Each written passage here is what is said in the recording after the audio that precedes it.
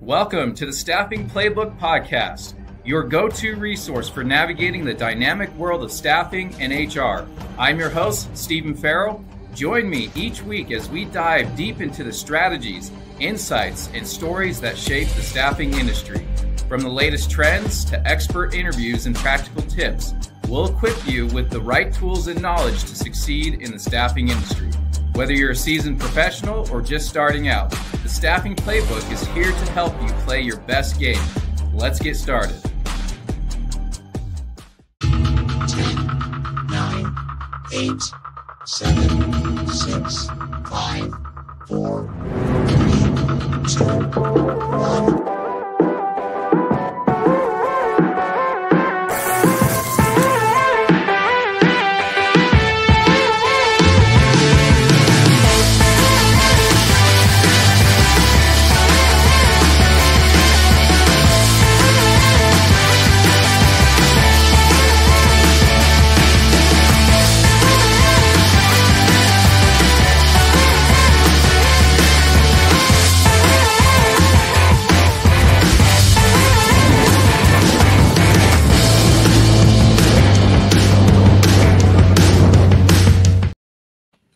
Welcome to the Staffing Playbook podcast. I'm your host, Steve Farrell. Today, we are going to talk about 1099 contractors versus W-2, understanding the classifications when it comes to your own workforce, as well as the agencies that you work with, if you have agencies that support your business.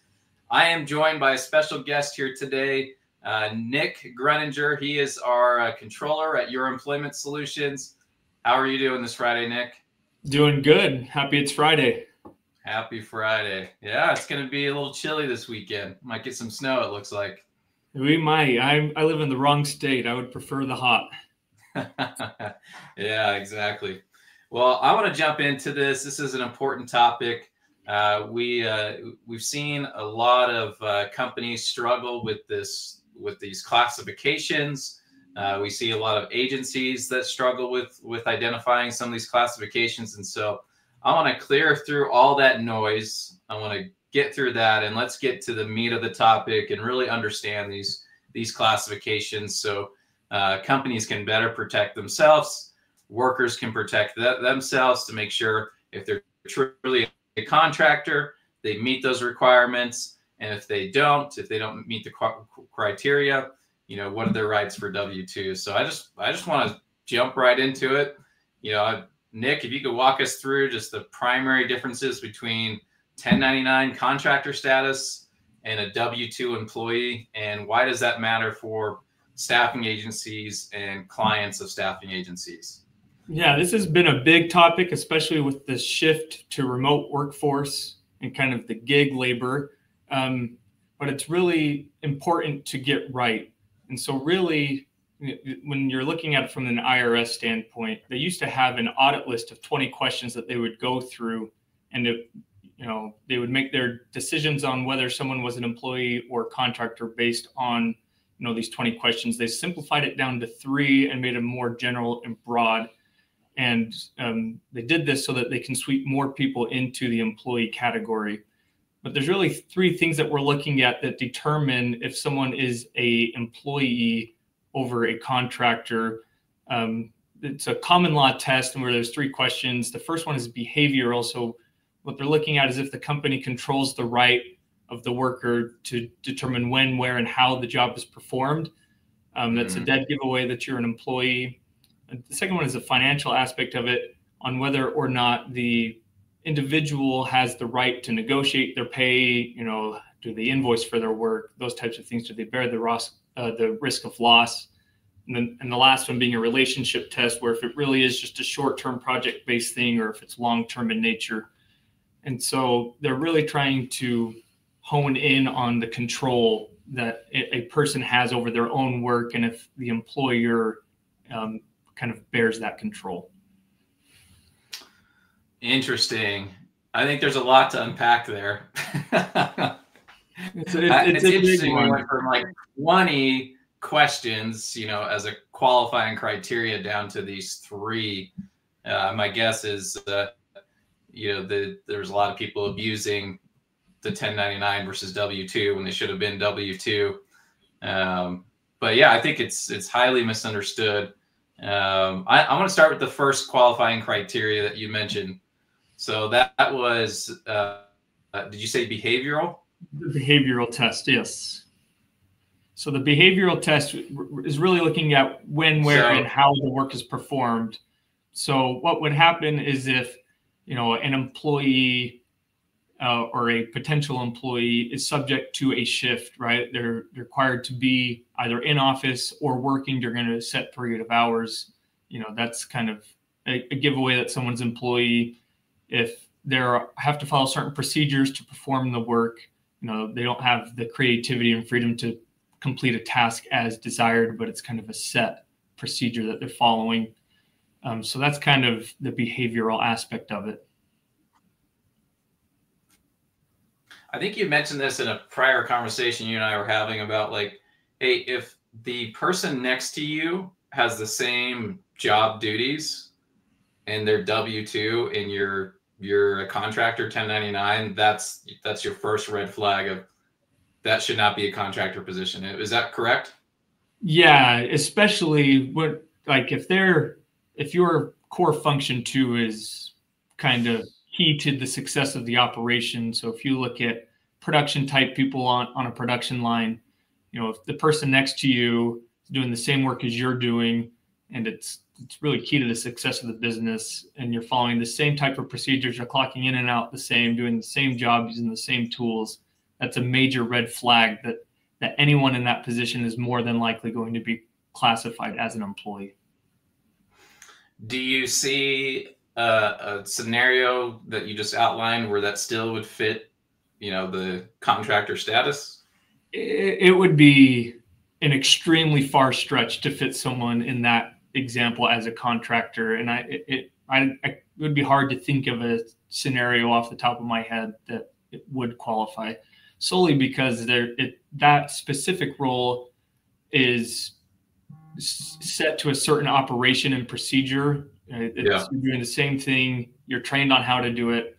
It's really, it would be an extremely far stretch. Yeah. If you get an assignment sheet from your staffing provider that gives your schedule, your pay, who you're reporting to, and your contractor status, that's probably a big red flag there. Yeah, it's a huge red flag. If you're going in and they're saying, this is the machine you're on, here's how the machine works, you turn it on, turn it off, here's how you pack it this way, after you pack it, if they're walking you through the whole thing, that's a dead giveaway that you'll lose every time. That person will be classified as an employee. Yeah. Okay. The second one you mentioned, second criteria. Test. What's that? The financial test. Financial test. Walk us through in more detail on that one. Yeah, the financial test would be, as an employee, when you're going in, you're getting hired at a set pay range, right? There's no real negotiating power there. You're not setting your own price. You are being paid similar to a W-2 person where you're clocking in and out, or it's hours based and you're paid weekly or bi-weekly, semi-monthly on those typical pay schedules. If you're not sending separate invoices for the work you're performing, that's what they're looking at for the financial thing is this person acting like a separately owned business, or are they really acting more like an employee and being paid as such? Right. So if I'm a contractor, I'm going to have, set pricing for my services, and I'm going to, propose that to my customer, and then I'll then invoice them for my time, for my, services and anything else. Right. Yeah, exactly right.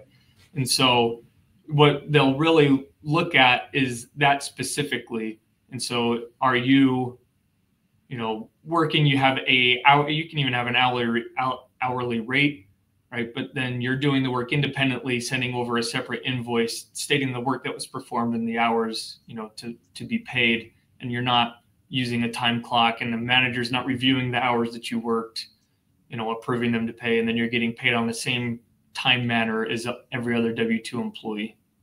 Yeah. Yeah. And again, I want to kind of just mention the elephant in the room. We're not saying these other agencies are doing anything right or wrong. It's just an observation we've seen is there's quite a few staffing agencies out there that are choosing to have a segment of their workforce be contractors for whatever reason. Probably works just fine, but as a employee or a contractor, you need to understand the classifications to see if truly you fit that contractor status, or if you should be in a W-2 status, because there are some real IRS challenges that you have to, I don't want to say challenges, but you got to understand the tax laws and difference between reporting wages or not. And I know we're going to go into that some more. Now, the third one you mentioned was relationship type. So let's give us a little bit more details on the relationship type.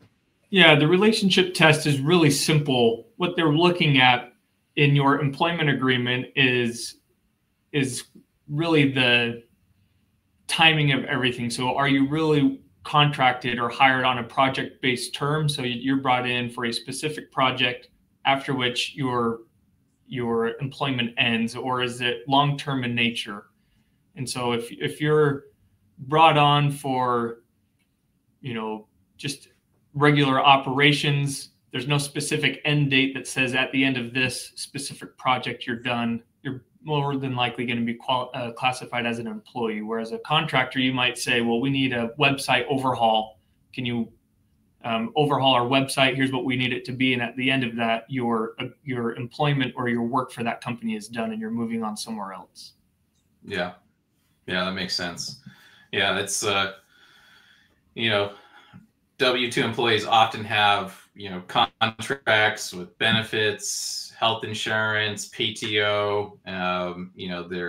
They perform key aspects of the business on an ongoing basis.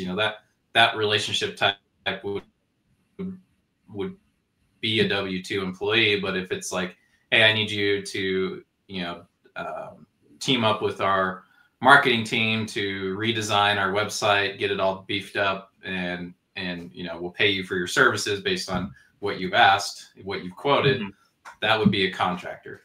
Yes, exactly. And it's important to know too that these three tests is kind of as you're going through these three tests, it's important to understand too that it's a facts and circumstances. So it's not like, well, we might hit one of those, but the other two, it seems like we'd pass, so we're safe to call them a contractor. The IRS is going to fall into the bucket where if any of it, the smell test smells like an employee, they're going to lean that way. So it's important that when you are considering these things that you do a thorough audit and provide a circumstance, and it would have to be pretty cut and dry to make that classification as a contractor. Yeah. Yeah. And, missteps in that classification can lead to wage claims, tax liabilities, penalties, from federal or state labor departments.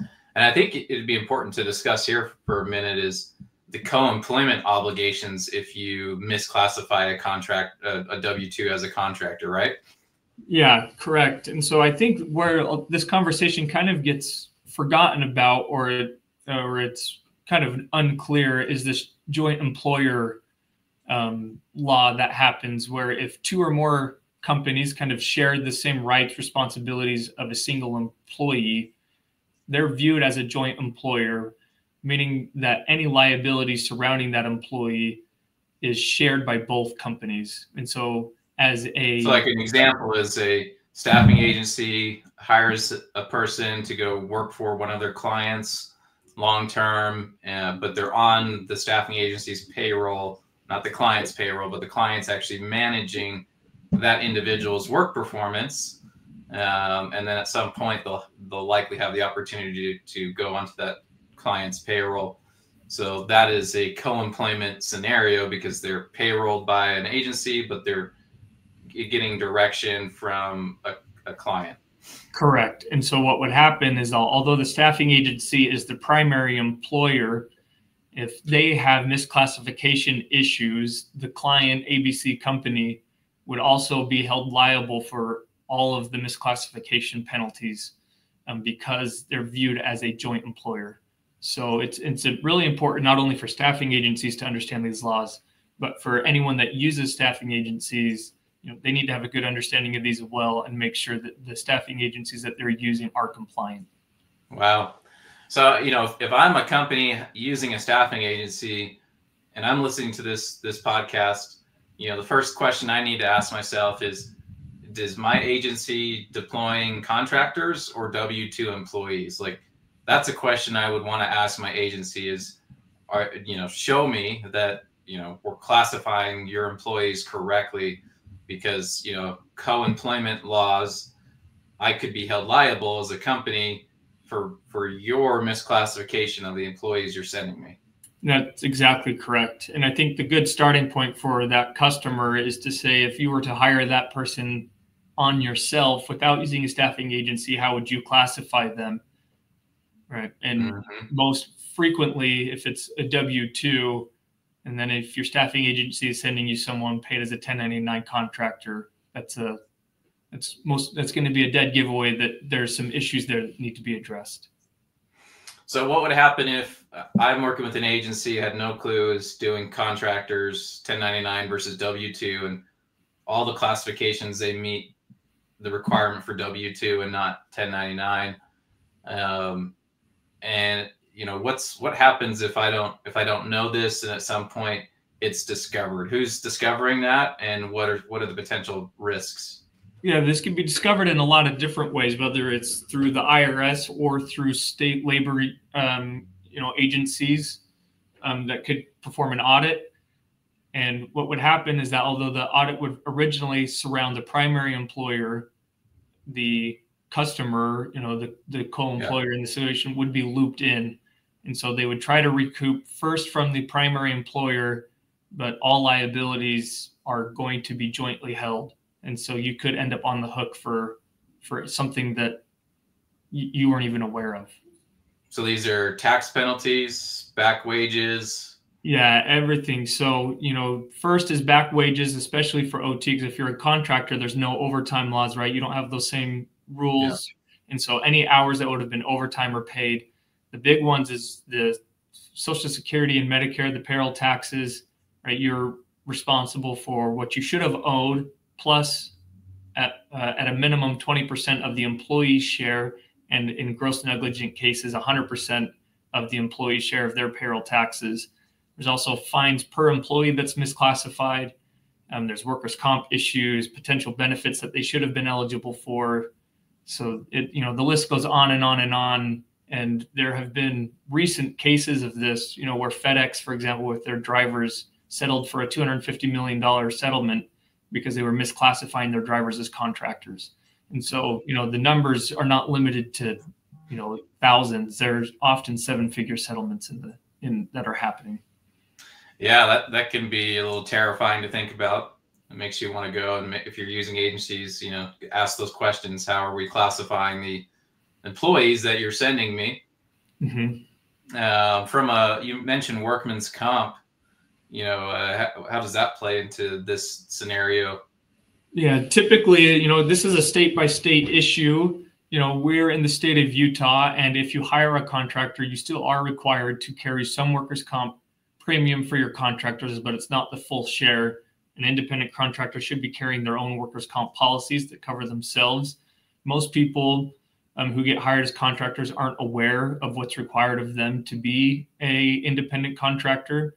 And so what would happen is that you would then be liable for the full share of workers' comp policy and premiums that should have been held on that individual. And so there's penalties for late payment and all of that get tacked onto it as well. So if, as a company that's employing an agency and that agency is misclassifying the workers that they're sending me, not only am I exposed to tax penalties, I'm exposed to federal and state labor laws. I'm exposed to workman's comp, potentially having to back pay, all of those people that were missed. But then another thing that adds some exposure is, as employees, we have rights. And so if an employee doesn't understand the complexities of, contractor versus W-2, but at some point they figure it out. Can they not also go after the agency and the company that, co-employed them? Would there not be a cause there for them to go after both? There's definitely litigation risk too. And when you look at the things that happened with Uber and Lyft, that's what it was a lawsuit started from drivers who said that they should be employees and not contractors. And so this can arise at any time. An employee can go fill out a form even on their own and submit to the IRS if they believe that they're misclassified,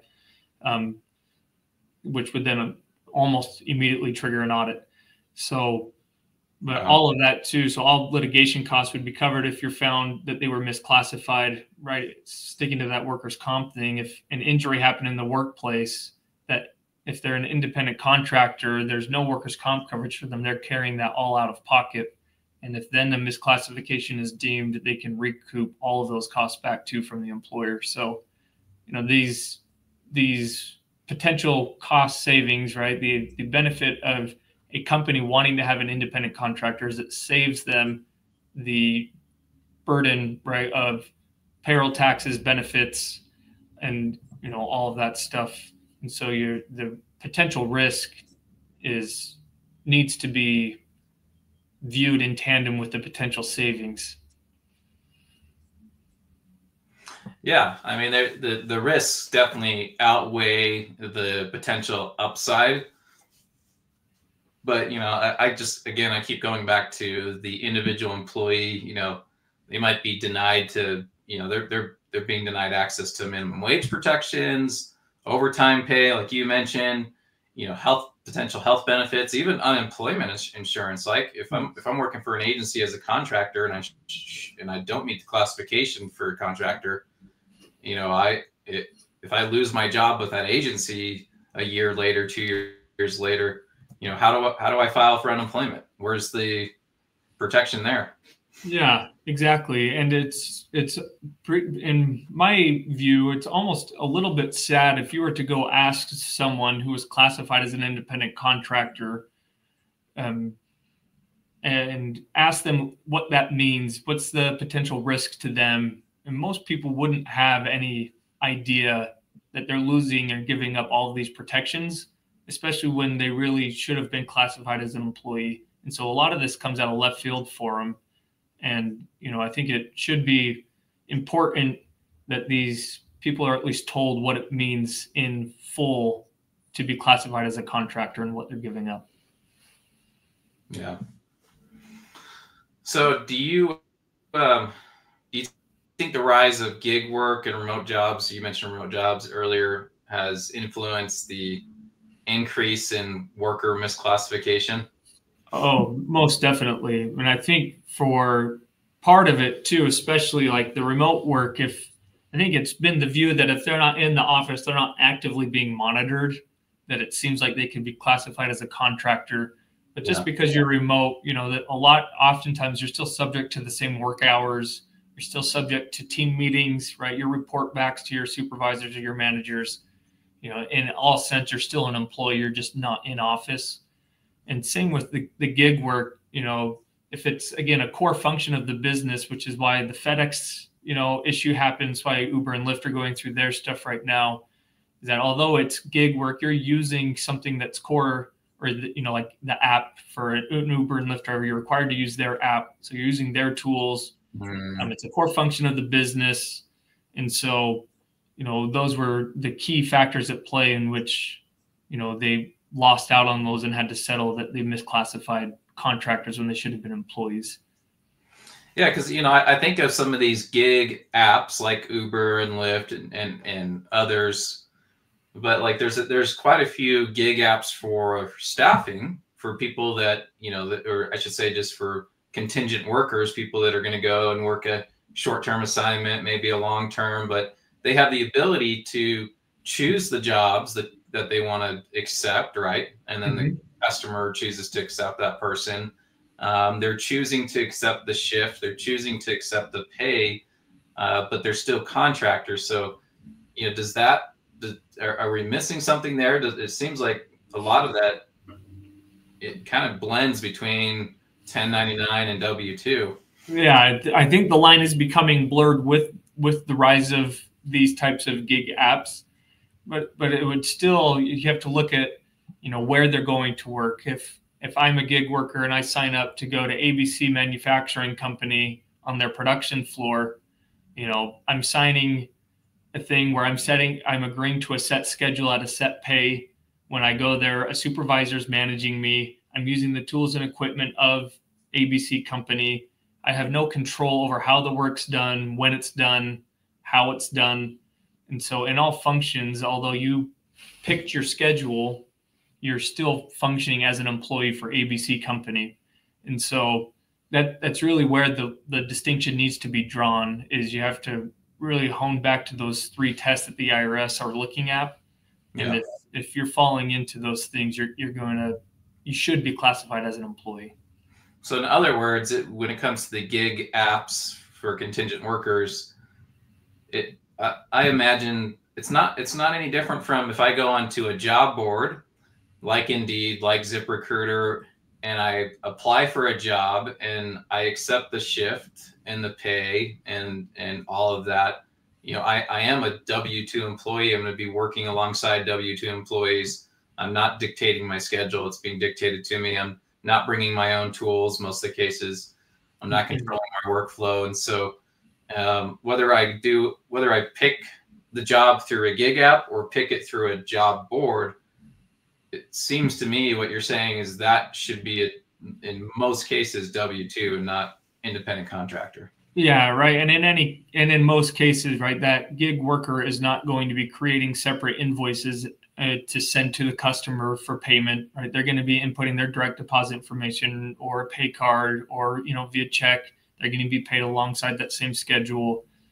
So they're really, although the relationship might be short-term in nature, which would kind of lend towards a contractor, in all other aspects, they would fall under the employee bucket. And so that's the way that they would be classified. Got it. Okay. That's really fascinating.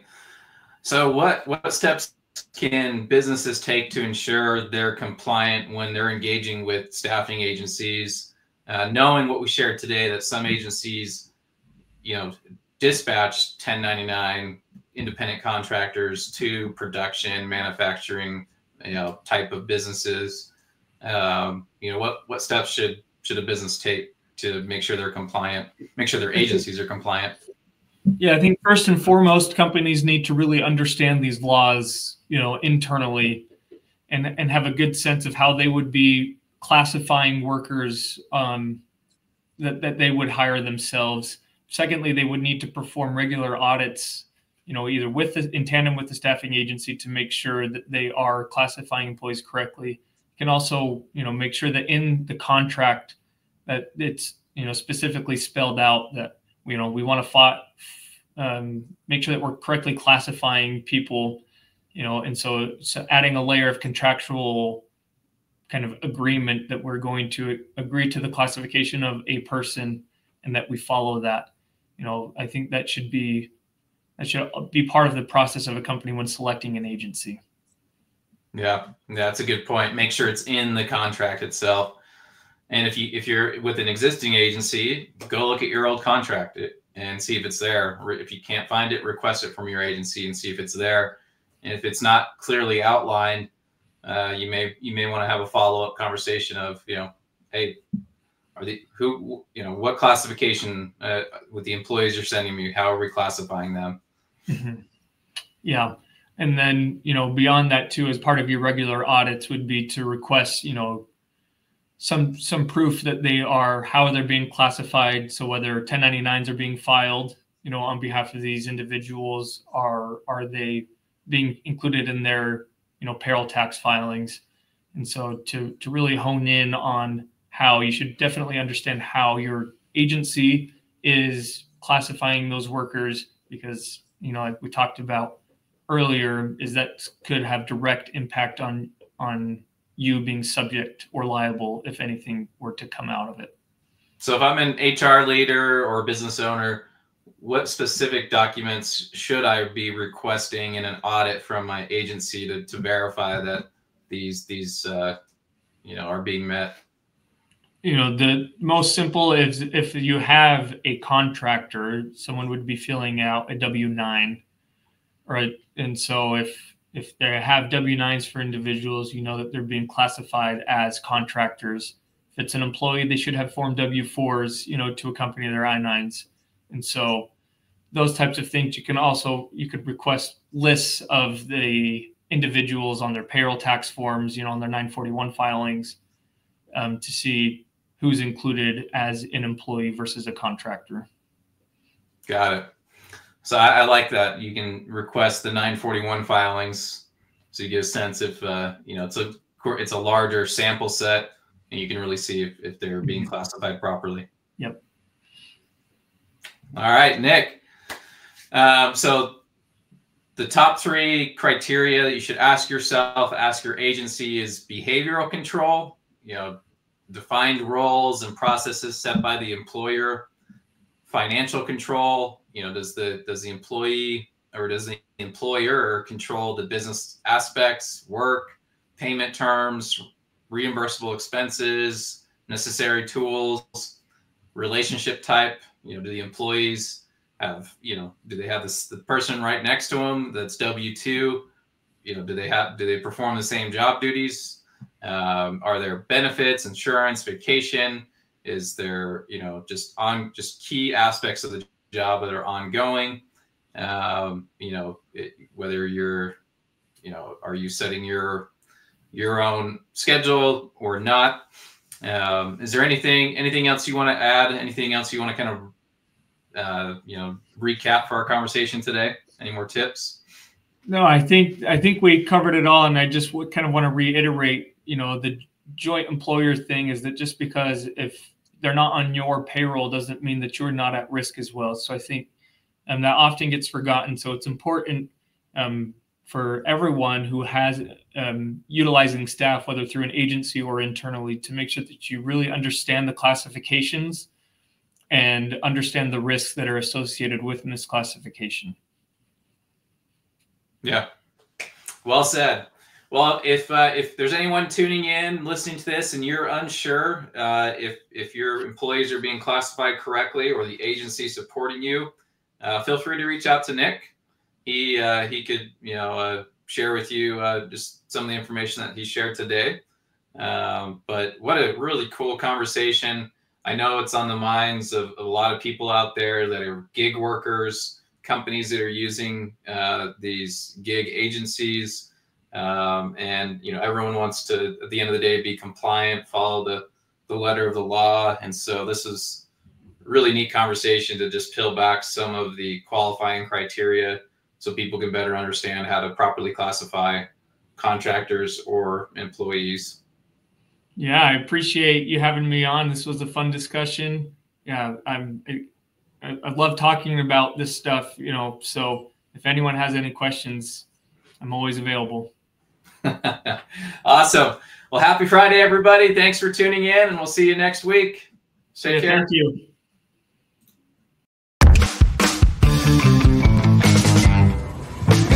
Six months ago, I get a call from Steve Farrell, who wants to talk about partnering with Yes for our labor needs. It would change your approach to staffing. Change my approach to staffing? We're short on employees. Again. So we're going to have to shut down a line. Sorry. I told him I've already used multiple agencies and have had headaches with each one. So my approach to staffing is just fine. With multiple agencies, we thought we had our staffing needs covered. I had negotiated a super low rate to save on labor costs. And I could pursue my passions outside of work because I never had to stay overtime due to turnover, productivity, or training issues. The agency sent quality people. Well, they sent people. Sometimes. My love of language and lexicon languished. I negotiated a super low rate. Hey, the agency employees didn't show up, so we're short on staff again. Dang it. Bupkis. Curses. Fetch. Hey, an agency sent an employee. Do you have production experience? I've produced YouTube videos. I'm hungry. When's my first break? This is not sustainable. If you want happy customers and a healthy business, something's gotta change. So yes, we tried Yes. Yes focuses on finding the right people for the right job. Turnover is down, productivity is up. Yes trains Or onboards. quality employees, ensuring they have the skills Or proper work ethic. our company needs to succeed. Thrive. Yes provides us with quality data so we don't have to juggle multiple agencies to fill our needs. They could have doubled our rate. No, they could not have. Okay, maybe not doubled, but Yes's cost was cheaper in the end. They solved our problems, which were way more expensive than a few points on rate. I'm just happy that Yes provides us with good people. Great employees to fill our workflow gaps. And Yes brings them fast. Yes specializes in production, warehouse, manufacturing. And I love that Yes focuses on workplace safety. Yes also offers services like time clock and Payroll services, forklift drivers, pickers, packers, general labor. I like how Yes customizes their screenings to our needs. I love that we've hired many Yes employees as Short-term, direct hire, seasonal work, part-time, full-time, and long-term members of our company.